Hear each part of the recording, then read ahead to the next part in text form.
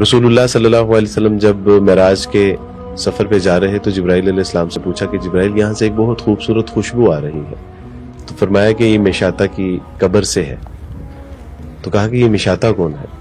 تو کہا مشاطہ فرعون، یعنی اس کے جو بیٹی کے بال سنوارا کرتی تھی، تو ایک دن اس کے ہاتھ سے کنگھی گری تو اس نے کہا کہ بسم اللہ، کنگھی اٹھاتے ہوئے جب بسم اللہ پڑھی تو فرعون کی بیٹی نے کہا کہ یہ اللہ کون ہے؟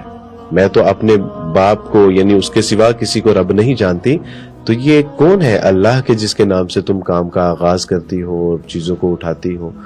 تو کہا کہ یہ اللہ وہی اللہ ہے کہ جو میرا بھی رب ہے اور تمہارے باپ کا بھی رب ہے، ہم سب کا رب ہے، خالق کائنات مالک کائنات ہے۔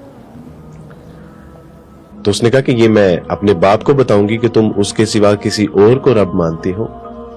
تو فرعون نے اس سے کہا کہ دیکھو اگر تم میرے سوا کسی کو رب مانتی ہو تو اس سے باز آ جاؤ، وگرنہ میں تمہارے ساتھ ایسا معاملہ کروں گا کہ تمہاری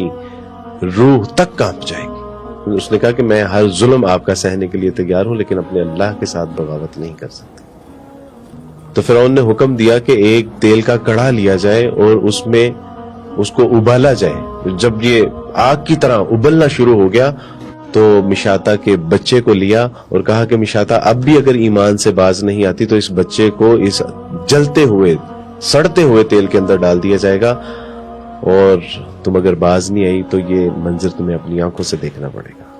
اس اللہ کی بندی نے صبر کیا اور دیکھتے ہی دیکھتے جب اس کو اس تیل کے کڑھا میں ڈالا گیا تو اس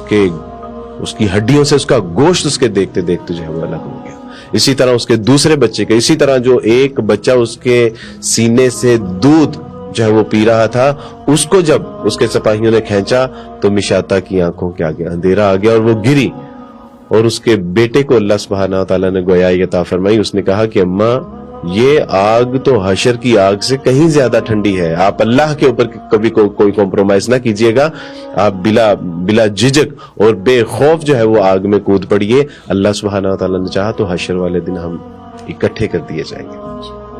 تو مشاطہ نے مرنے سے پہلے ایک نصیحت کی تھی، اور وہ نصیحت یہ تھی کہ ہم سب کی ہڈیوں کو جمع کر کے ایک قبر میں دفنایا جائے، اور آج اسی قبر سے رسول اللہ صلی اللہ علیہ وسلم کو خوشبو آ رہی تھی۔ تو یہ یعنی اس سے کہیں زیادہ سخت اور اس سے کہیں زیادہ دل دہلا دینے والے واقعات جو ہیں وہ تو ہمارے لیے ایمان کے تقویت کا جو ہے وہ ایک ذریعہ ہے۔ سب سے زیادہ